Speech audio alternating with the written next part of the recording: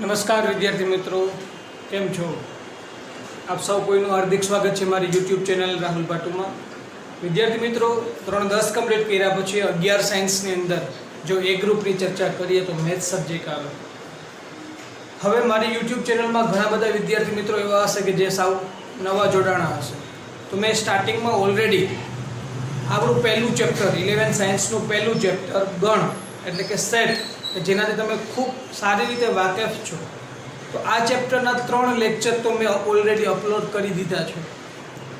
તો આ જ ચેપ્ટરમાં આગળ વધી અને લેક્ચર નંબર 4, પહેલા ચેપ્ટરનો ચોથો લેક્ચર આપણે આજે ભણવા જઈ રહ્યા છીએ.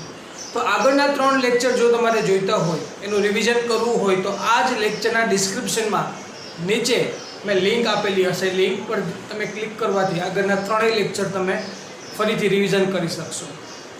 તો વિદ્યાર્થી મિત્રો, વધુ સમય ન લેતા આપણે આપણા મેઇન ટોપિક, બધી ચર્ચાઓ આપણે આગળ એક લેક્ચરમાં કરી, ગ્રુપ ડિસ્કશન વિશે, ગ્રુપ સિલેક્ટિંગ વિશે. તો આજના આ લેક્ચરમાં તો આપણે ગણ ચેપ્ટર માટે આગળ વધીએ અને એમાં આપણે જે આગળના 3 લેક્ચર કમ્પ્લીટ કર્યા એની અંદર આપણે ખાલી ગણ શું છે, શાંત ગણ શું છે, અનંત ગણ શું છે, belongs to, not belongs to એટલે કે સભ્ય છે, સભ્ય નથી, આવા બધા ટોપિક્સથી ચર્ચાઓ કરી છે. ત્યારબાદ હવે એક નવો ટોપિક એટલે કે ઉપગણ, કે જેને આપણે ઇંગ્લિશમાં બોલીએ છીએ સબસેટ. તો આ ટોપિક વિશે ભણવાનું છે. ઘાત ગણ, કે જેને આપણે પાવર સેટ. તો આ બંને ટોપિક ઓલરેડી તમે ભણી જ ગયા છો. એમ છતાં ફરીથી આપણે એનું રિવિઝન કરશું, એને આપણે કમ્પ્લીટ કરશું. તો ટોપિક આપણો છે ઉપગણ, કે જેને આપણે ઇંગ્લિશમાં સબસેટ કહીએ છીએ. જો એની વ્યાખ્યાની વાત આવે, ઉપગણ કોને કહેવાય? જો ગણ એના પ્રત્યેક ઘટક ગણ બી ના પણ ઘટક હોય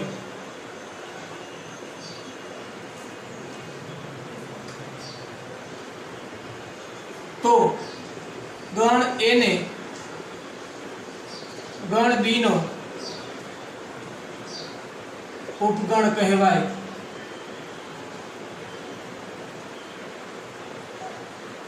તથા ગણ બી ને અધિગણ કહેવાય. વિદ્યાર્થી મિત્રો, તમે ઓલરેડી ભણી ગયા છો, ફરીથી રિવિઝન કરીએ છીએ કે ગણ એના પ્રત્યેક ઘટક જો ગણ બી માં તમને જોવા મળે તો ગણ એ ને ગણ બી નો ઉપગણ કહેવાય, બોલે તો સબસેટ કહેવાય. તો આ ગણ બી ને શું કહેવાય? તો ગણ બી ને અધિગણ કહેવાય. સંકેતમાં શેના વડે દર્શાવશું?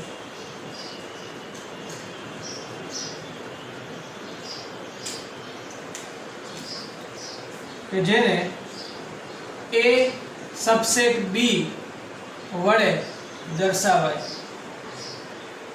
આ ઉપગણની નિશાની છે. આ જે નિશાની છે ઉપગણની નિશાની છે. એ ઉપગણ બી, આનો મતલબ શું અને વચાય શું? એ ઉપગણ બી, એ ઇઝ સબસેટ ઓફ બી. ઇંગ્લિશમાં વાંચવું હોય તો આ રીતે વાંચી શકાય, એ ઇઝ સબસેટ ઓફ બી. આનો મતલબ શું થયો કે એના પ્રત્યેક ઘટક એ ગણ છે, આ બી પણ એક ગણ છે, આ બંને છે તો ગણ જ, પણ આ ગણ એ ગણના તમામ ઘટક ગણ બી ની અંદર સમાયેલા છે. એટલા માટે ગણ એ ગણ બી નો ઉપગણ છે અને બી જે છે એને આપણે અધિગણ કહીશું. ઓકે વિદ્યાર્થી મિત્રો, એક્ઝામ્પલથી સમજીએ.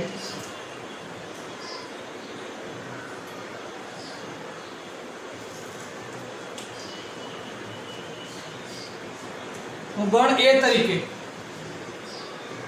135 લઉં છું અને ગણ બી તરીકે x, જ્યાં x એ 10 કરતા નાની અયુગ્મ પ્રાકૃતિક સંખ્યા છે.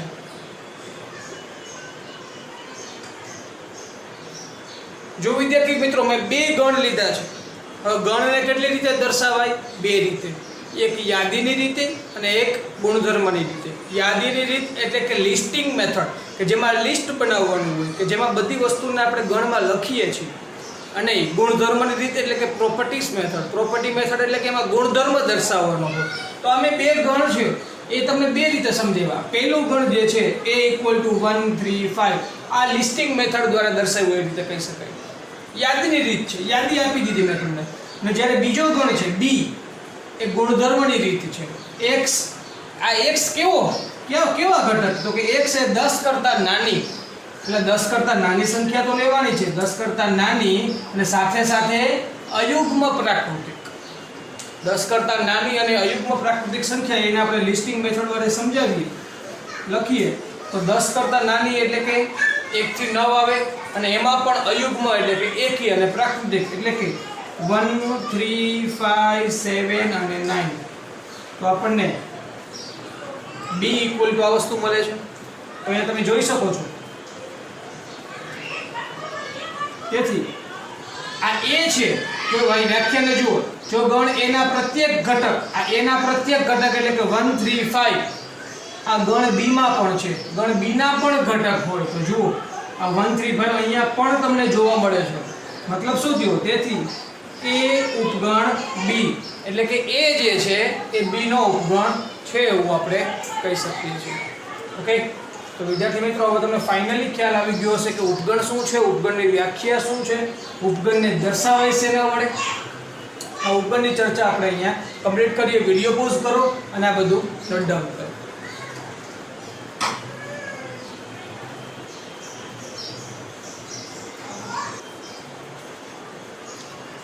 ઓકે વિદ્યાર્થી મિત્રો, આ તો આપણે ઉપગણની ચર્ચા કરી.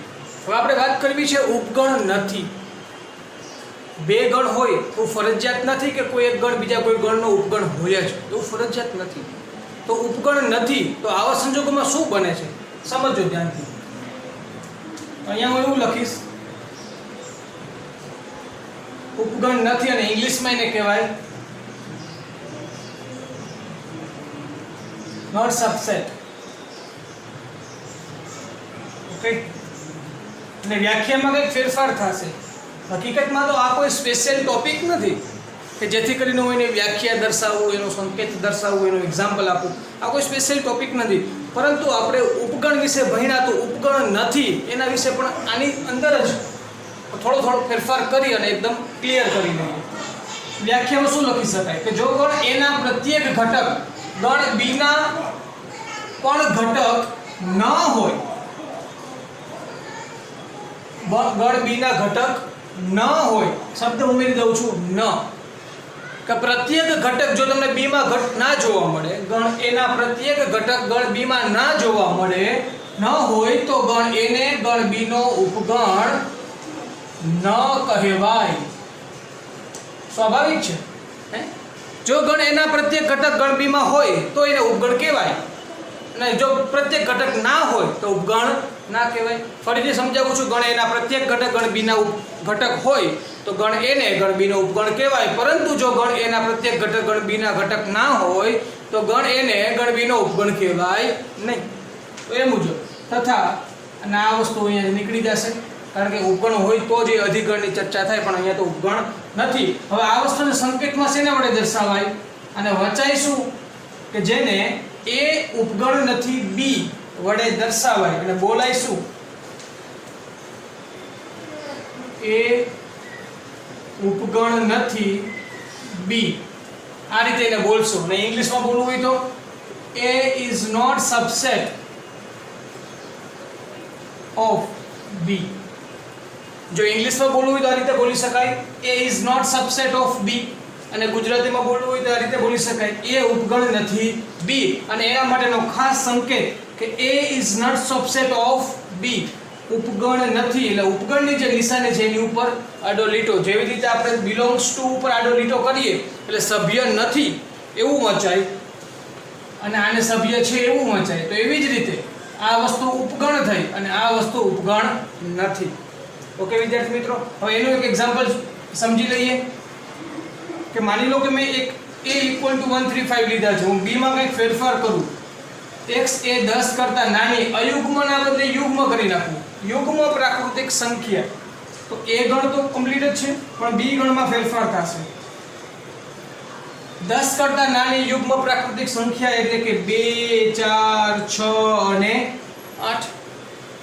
જોઈ શકો છો એના પ્રત્યેક ઘટક ગણ બી ના ઘટક ન હોય. જોવો તમે પ્રત્યેક ઘટક આની અંદર જોવા મળતા નથી, ગણ એ ના ઘટક આની અંદર નથી, તેથી a is not subset of b.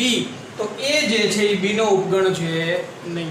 તો વિદ્યાર્થી મિત્રો, ઉપગણની વ્યાખ્યા, ઉપગણનો સંકેત અને ઉપગણનું ઉદાહરણ, એવી જ રીતે જો ઉપગણ ન હોય તો એની વ્યાખ્યા, એનો સંકેત અને એનું ઉદાહરણ આપણે કમ્પ્લીટ કર્યું. ત્યારબાદ જે અમુક મહત્વના મુદ્દાઓ છે, ખૂબ જ ઉપયોગી જે ટોપિક્સ છે, એની પર આગળ વધીએ.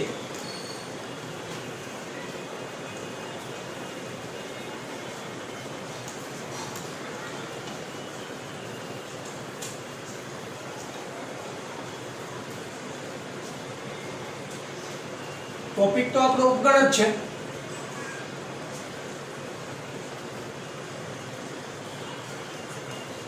એની અંદર ખૂબ જ આઈએમપી ટોપિક્સ.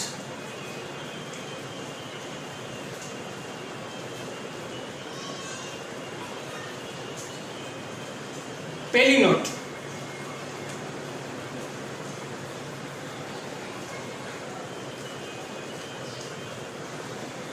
કોઈ પણ ગણ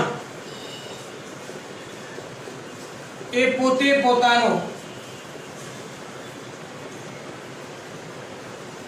ઉપગણ છે. જો કોઈ પણ ગણના ઉપગણની વાત આવે તો કોઈ પણ ગણ એ પોતે પોતાનો ઉપગણ છે. શું કહેવા માંગુ છું સમજો. માની લો કે મેં એક એક્ઝામ્પલ આપું છું. a = 1 2 3 છે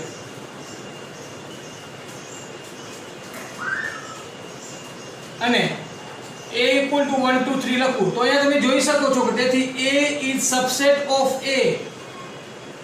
આના પ્રત્યેક ઘટક આ ગણની અંદર છે, મતલબ કે a is subset of a તમને જોવા મળે. મતલબ કે દરેક ગણ એ પોતે પોતાનો ઉપગણ હંમેશા હોય અને હોય જ.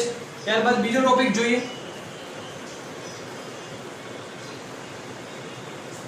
ખાલી ગણ એટલે કે 5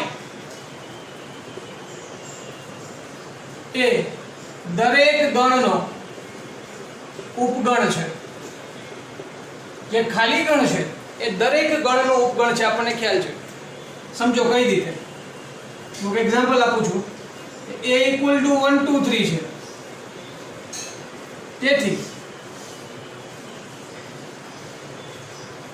તમે આવું તો લખી જ શકો છો કે 5 is subset of a, એટલે કે ખાલી ગણ એક આ a ગણ છે એનો ઉપગણ છે જ. આ બે મહત્વના મુદ્દાની વાત આપણે કરી. ત્યારબાદ આગળ વધીએ. ત્રીજો મુદ્દો કે જે ખૂબ જ ઉપયોગી છે.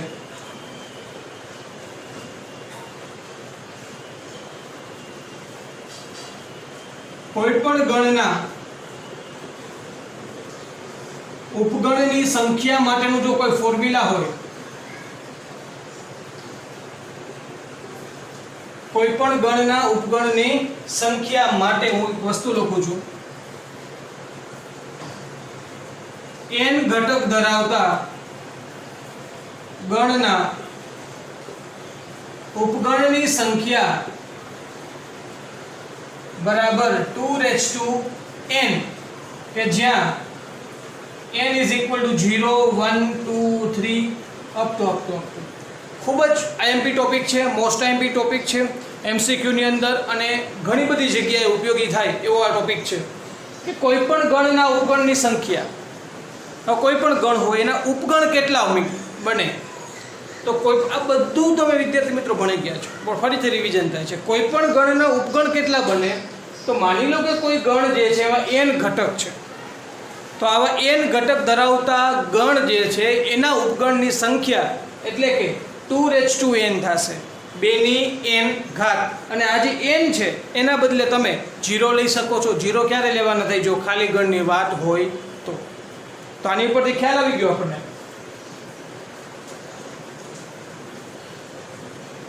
ખાલી ગણના ઉપગણની સંખ્યા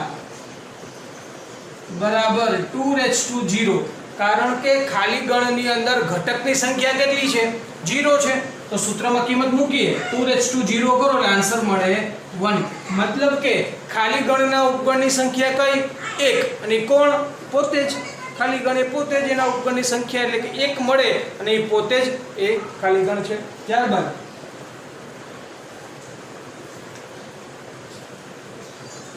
આગળ વધીએ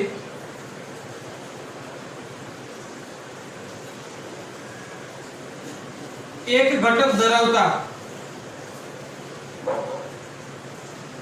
ગણના ઉપગણની સંખ્યા બરાબર 2 તો 2 ની 1 ઘાત આન્સર આવશે 2 તો એક ઘટક ધરાવતો જો કોઈ ગણ હોય એક્ઝામ્પલ જ લઉં છું ધ્યાનથી સમજજો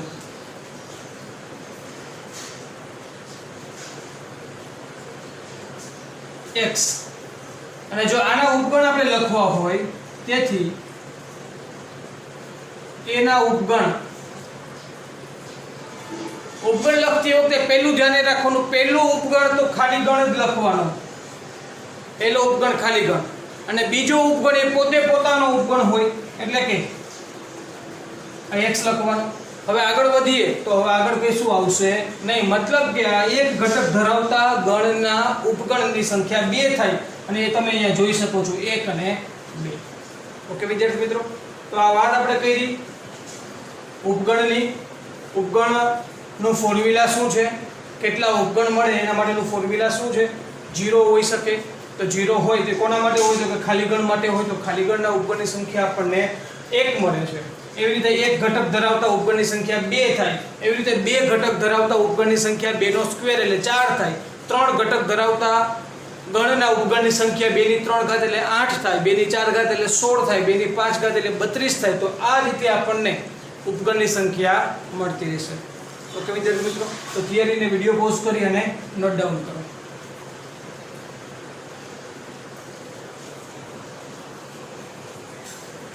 ઓકે વિદ્યાર્થી મિત્રો ત્યારબાદ એક મહત્વની નોટ કે જો a ઉપગણ b અને b ઉપગણ a તો અને તો જ a = b થાય વિદ્યાર્થી મિત્રો આ જે વાક્ય લખ્યું છે ને એ આપણા એક ચેપ્ટરનું છે કે જે તમારે ભણવાનું હજુ બાકી છે 311 સાયન્સના ગણિતનું ચેપ્ટર નંબર 14 ગાણિતિક તર્ક મેથેમેટિકલ રીઝનિંગ તો આ ચેપ્ટરની અંદર એક ટોપિક આવે છે દ્વિપ્રેરણ તો જે દ્વિપ્રેરણ છે એનો મહત્વનો જો કોઈ શબ્દ સમૂહ હોય ને તો એ છે કે જો તો અને તો જ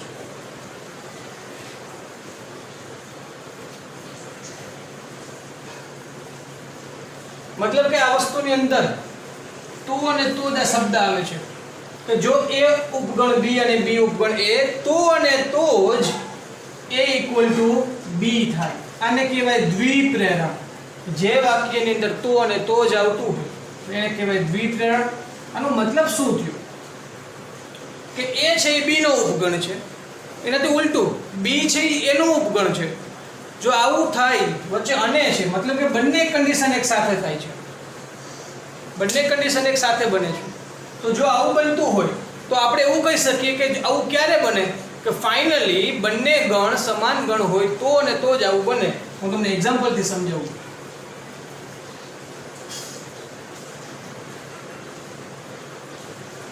હવે a = 1 to 4 લઈ લો અને b = 1 to 4 લેવા પડે ફરજિયાત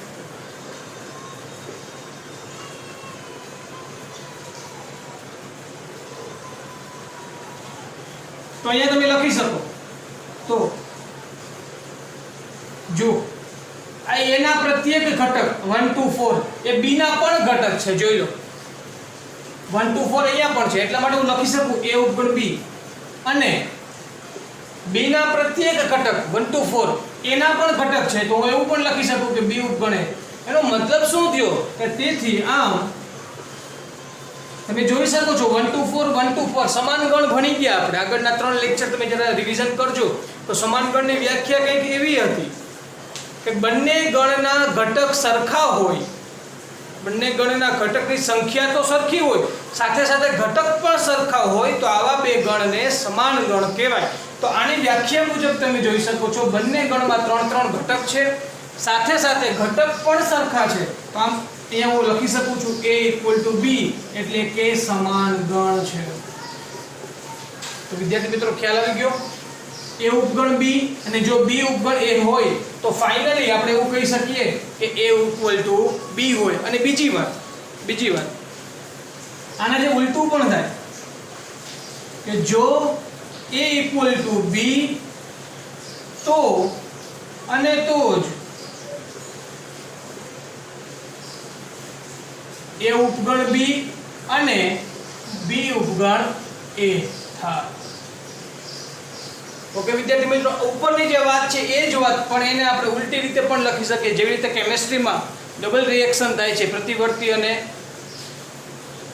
મતલબ કે બંને જે પ્રોસેસ થાય છે, મારો તો વિષય નથી ખ્યાલ નથી બટ આ રીતે તમે એરો કરો છો તમને ખ્યાલ હોય તો આ બાજુ પણ પ્રક્રિયા થાય અને આ બાજુ પણ આપણે રિટર્ન પ્રક્રિયા મળે। તો એવી રીતે અહીંયા પણ દ્વિપ્રેરણમાં પણ એવું જ બને છે કે જો a = b હોય, જો બે સમાન ગણ હોય તો તમે એવું કહી શકો કે a ઉપગણ b હોય અને b ઉપગણ a થશે। ઓકે વિદ્યાર્થી મિત્રો, તો આ એક મહત્વનો ટોપિક હતો ઉપગણ માટેનો કે જે આપણે કમ્પ્લીટ કર્યો। તો ત્યારબાદ આપણે નવા ટોપિક પર આગળ વધીએ એની પહેલા વિડિયો પોઝ કરી અને થિયરીને નોટ ડાઉન કરી લો।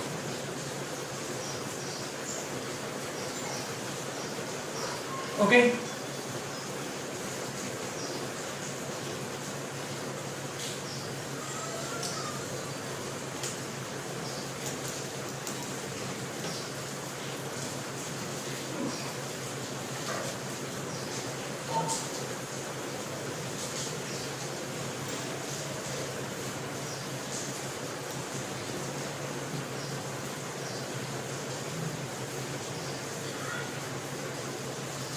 એક આપણે ક્વેશ્ચન લઈએ છીએ જેથી કરીને ઉપગણ ટોપિકને એકદમ ક્લિયરલી સમજી શકાય।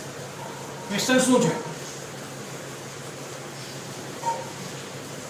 ગણ a = a b c ના ઉપગણો લખો તેમજ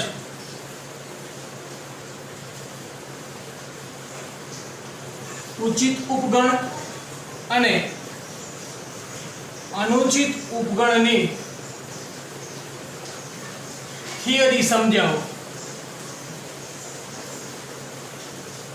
तो विद्यार्थी मित्रों जे टॉपिक आपणो बाकी है उचित उपगण और अनुचित उपगण, तो आ थियरी पण आपणे समझीए साथे साथे आपणे जे गण आपेल छे ए गणना उपगणनी यादी पण आपणे बनावीए। तो जोईए शुं थाय छे। आपणे આગળ गण ए छे જેમાં 3 સભ્યો છે એટલે કે સભ્યની સંખ્યા ઘટકની સંખ્યા સભ્ય કરતા હું એવું લખીશ કે ઘટકોની સંખ્યા જેને આપણે n કહીએ છીએ 3 છે। તો સ્વાભાવિક છે આપણે ફોર્મ્યુલા યાદ છે ઉપગણની સંખ્યા એટલે કે 2 ની n ઘાત એટલે કે 2 ની 3 ઘાત એટલે આન્સર આવશે 8 એટલે કે ઉપગણની સંખ્યા 8 થશે। જોઈએ અને લખીએ ઉપગણ ગણ a ના उपगण। विद्यार्थी मित्रों खास ध्यान रखजो कोई पण गणना उपगण लखो तो एनो पहलो उपगण ए खाली गण होय,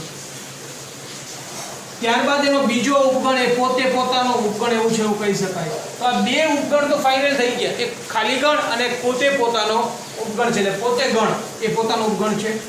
ત્યારબાદ હવે શરૂઆત કરીએ છીએ। જો હું a લખીશ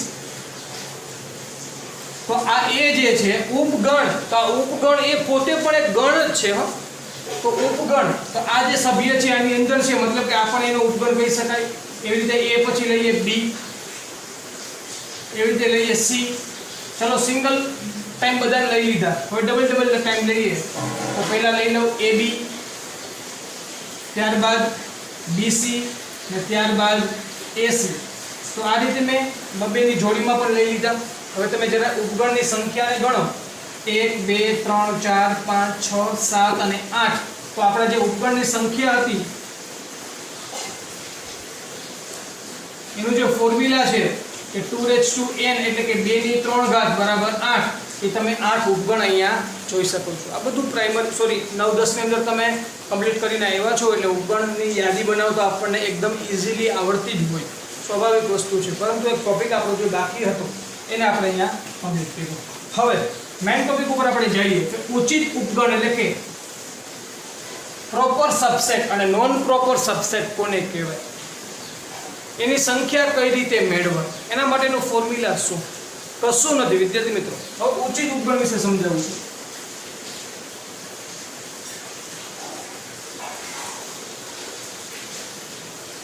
ઉચિત ઉપગણની સંખ્યા બરાબર 2n - 2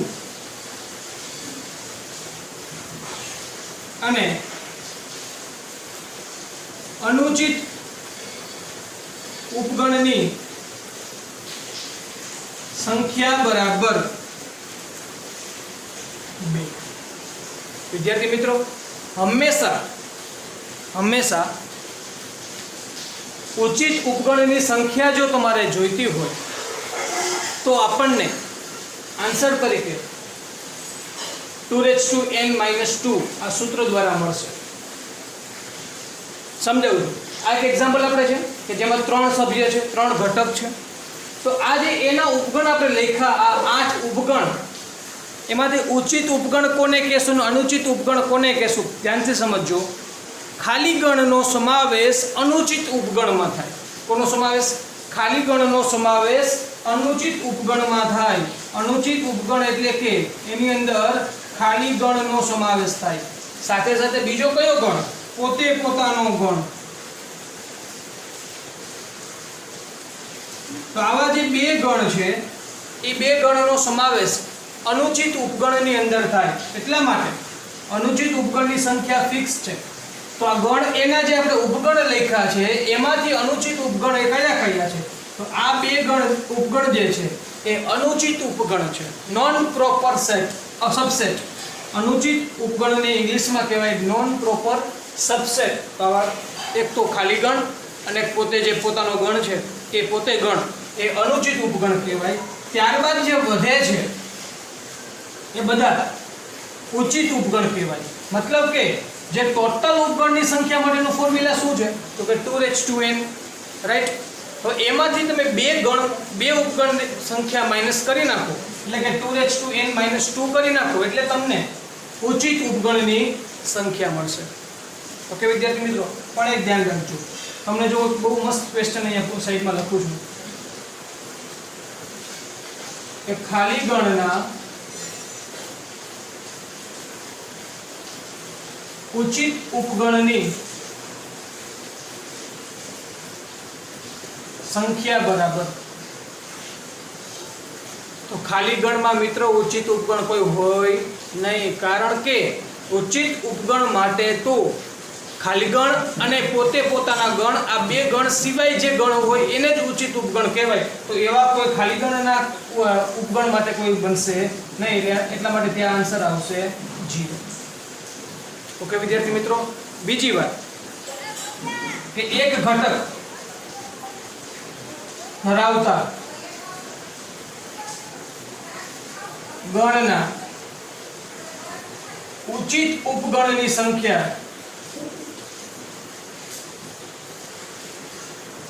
હવે વિદ્યાર્થી મિત્રો વિચારો, એક ઘટક ધરાવતું હોય તો 2 એટલે કે 2. તો એના ટોટલ ઉપગણ કેટલા હોય? 2. કયા કયા? એક તો ખાલી ગણ અને બીજો પોતે પોતાનો ગણ. તો એ બંને તો કેવા છે? અનુચિત જ છે. કહેવાનો મતલબ શું થયો કે એક ઘટક ધરાવતા ગણના ઉચિત ઉપગણની સંખ્યા પણ હંમેશા કેવી હોય? 0.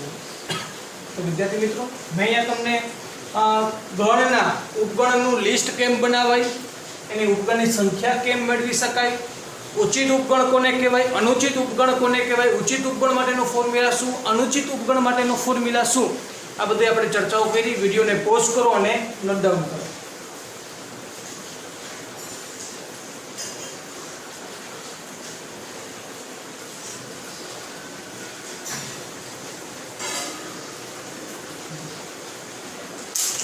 ઓકે વિદ્યાર્થી મિત્રો, ત્યારબાદ આગળ વધીએ.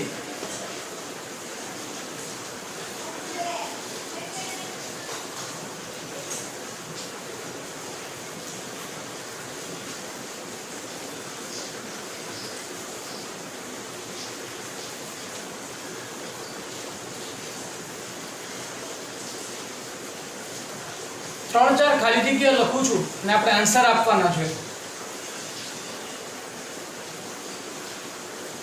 ઉપગણ, subset, not subset, belongs to અને નોટ બિલોંગ્સ ટુ સંકેતોનો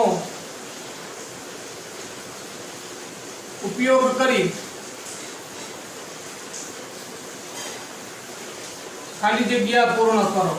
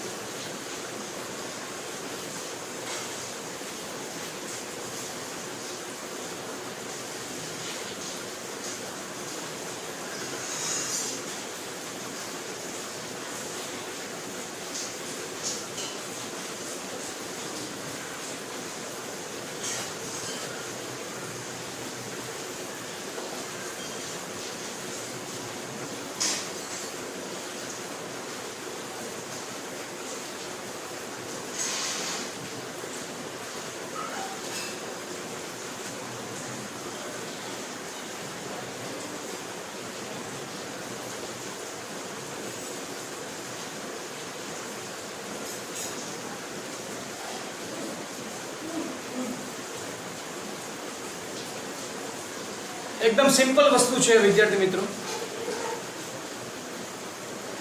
पहलो ज एमसीक्यू सॉरी पहली ज खाली जग्या આપણે ચાર સંકેતનો ઉપયોગ કરવાનો છે. ઉપગણ, ઉપગણ નથી, સભ્ય છે અને સભ્ય નથી. ઇંગ્લિશમાં બોલીએ તો subset, not subset, belongs to અને નોટ બિલોંગ્સ ટુ. આ ચાર જે સંકેત છે એનો ઉપયોગ કરી અને આપણે આ ચાર જે ખાલી જગ્યાઓ છે એને આપણે કમ્પ્લીટ કરવાની છે.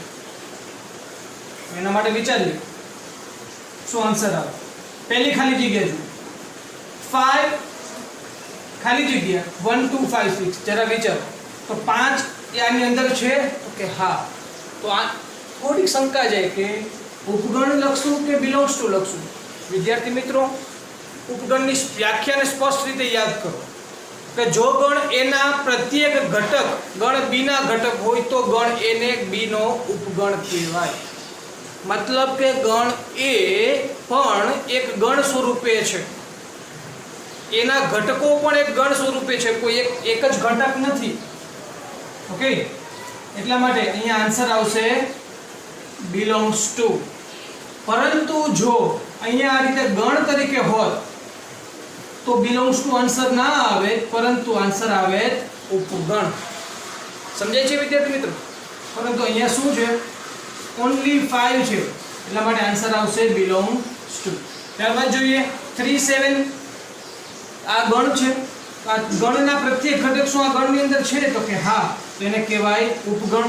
અહીંયા ઉપગણની નિશાની આવશે. ત્યારબાદ આગળ વધીએ 0 2 1.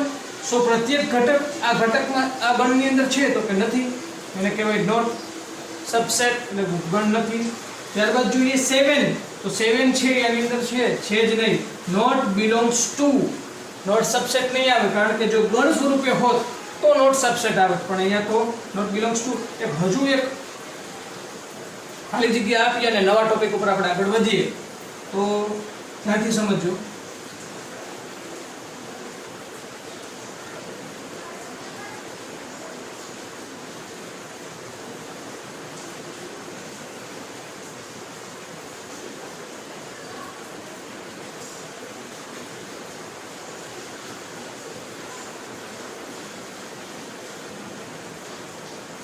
જો વિદ્યાર્થી મિત્રો, આ પણ એક શું છે, ગણ છે. ઓકે, તો ગણની અંદર ઘટક કેટલા છે? 1 2 3 અને છે. સર આ ઘટક, હા આ પણ એક ઘટક છે. ભલે એની અંદર પણ ગણ છે પણ છે તો એક ઘટક જ. તો શું આ પ્રત્યેક ઘટક આની અંદર છે? 0 5 6 છે, દેખાય છે, પરંતુ 2 આ ગણ છે. ગણની અંદર 2, આવો કોઈ ગણની અંદર 2 અહીંયા જોવા મળતો નથી. મતલબ કે પ્રત્યેક ઘટક આની અંદર છે નહીં. એટલા માટે હું એવું લખી શકું કે ગણ એના પ્રત્યેક ઘટક ગણ બી માં ન હોવાના લીધે ગણ એ ગણ બી નો ઉપગણ નથી. તો વિદ્યાર્થી મિત્રો, આ પ્રકારની ખાલી જગ્યાઓ આપણે ખાસ આપણે આ સ્વાધ્યાયની અંદર આપણે કમ્પ્લીટ કરવાની થશે. તો ખાલી જગ્યાઓને વિડીયો પોઝ કરી અને નોટ ડાઉન કરો. ત્યારબાદ આપણે ઘાત ગણ પાવર સેટ ઉપર આપણે આગળ વધીએ.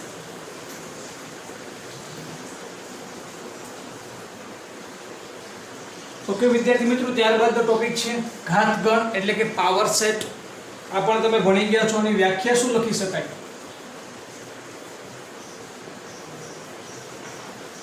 કે જો ગણ એના તમામ ઉપગણોથી બનતા ગણને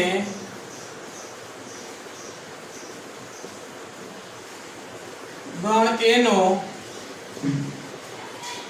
ઘાતગણ કહે છે. કે જેને સંકેતમાં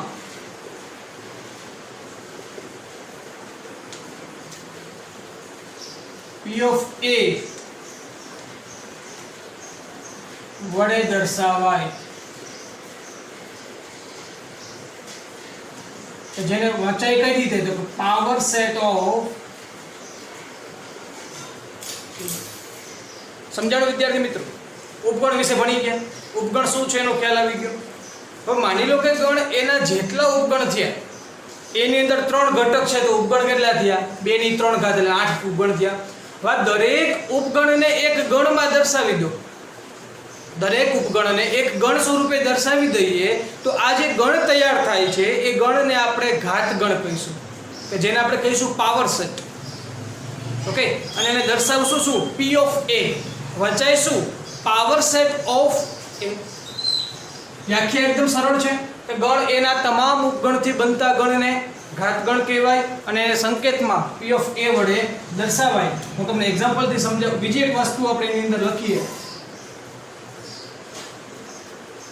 ઘાતગણ P of A ના ઘટકોની સંખ્યા માટેનું જો કોઈ ફોર્મ્યુલા હોય તો વિચારો. ઘાતગણ જે બનશે એ કઈ રીતે બનશે? તો કે કોઈ ગણના તમામ ઉપગણને ભેગા કરીને એક ગણમાં નાખવાના છે. શું કરવાનું છે? ગણ એના તમામ ઉપગણને ભેગા કરો અને એ બધાને એક જ ગણમાં નાખો તો આપણને ઘાતગણ મળશે. ઓકે, તો આ જે તમામ ઉપગણ છે એ શું બનશે? તો કે ઘાતગણના ઘટક બનશે, ઘાતગણના સભ્ય બનશે. ગણ એના તમામ ઉપગણ એ ઘાતગણના સભ્ય બનશે. સમજાય છે? તો આવા સભ્યોની સંખ્યા, એના ઘટકોની સંખ્યા લખો કે પછી સભ્યોની સંખ્યા લખો, બધું એક જ છે. તો આ સભ્યોની સંખ્યા કેટલી થશે? જેટલા ઉપગણ એટલા સભ્યો. કોના? ઘાતગણના. તો ઉપગણની સંખ્યા માટેનું ફોર્મ્યુલા શું હતું? 2n.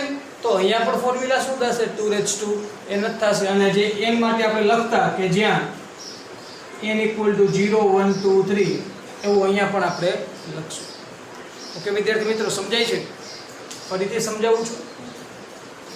ગણ એના તમામ ઉપગણથી બનતા ગણને, પેલા જે ગણ આપણી પાસે છે એના તમામ ઉપગણનું લિસ્ટ બનાવો, તમામ ઉપગણ મેળવો. એ ઉપગણને દરેક ઉપગણને એક જગ્યાએ ભેગા કરો અને એના ગણ સ્વરૂપે દર્શાવી દો એટલે આપણને ઘાતગણ મળે, કે જેને આપણે P of A વડે દર્શાવીએ છીએ. ઓકે, અને આ ઘાતગણના ઘટકની સંખ્યા, ઘાતગણના સભ્યની સંખ્યા માટેનું ફોર્મ્યુલા એ પણ કયું રહેશે? 2n જ રહેશે. તો આપણે એક એક્ઝામ્પલને લઈએ અને ત્યારબાદ આ ટોપિકને ક્લિયર કરીએ અને સ્વાધ્યાય ઉપર આપણે આગળ વધશું. જો ગણ A = 473 માટે P of A મેળવો. આવો કોઈ ક્વેશ્ચન છે, એટલે કે ઘાતગણ મેળવવાનો છે.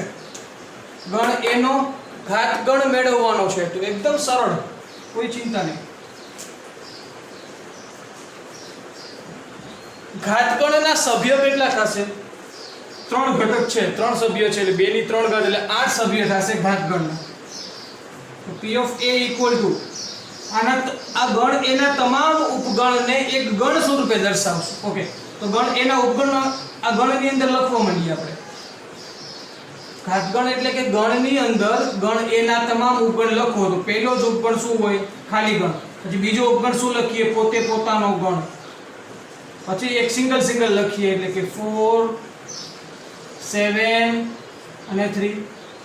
ત્યારબાદ ડબલ લઈએ તો 4 7 7 3 અને 3 3 4 ઓકે તો ખ્યાલ આવી ગયો હશે કે 8 ઘટક થવા જોઈએ, 8 સભ્યો થવા જોઈએ, થઈ ગયા હશે 1 2 3 4 5 6 7 અને 8 આ તો બધા ઉપગણને તમે નોટિસ કરી શકો છો કે જે આ 8 એ 8 ઉપગણ છે એ 8 એ 8 ઉપગણને મેં એક ગણ સ્વરૂપે દર્શાવ્યા અને જેથી મને જે મળે છે એને હું ઘાત ગણ કહું છું અને ઘાત ગણના સભ્યની સંખ્યા કેટલી હોય તો 8 કારણ કે ગણ a થી તમામ જે ઉપગણ મળે છે એની સંખ્યા મેળવવા માટેનું સૂત્ર 2n છે તો એ મુજબ 2 ની 3 ઘાત એટલે 8 તો આપણે ઘાત ગણના સભ્યની સંખ્યા પણ 8 મળે છે।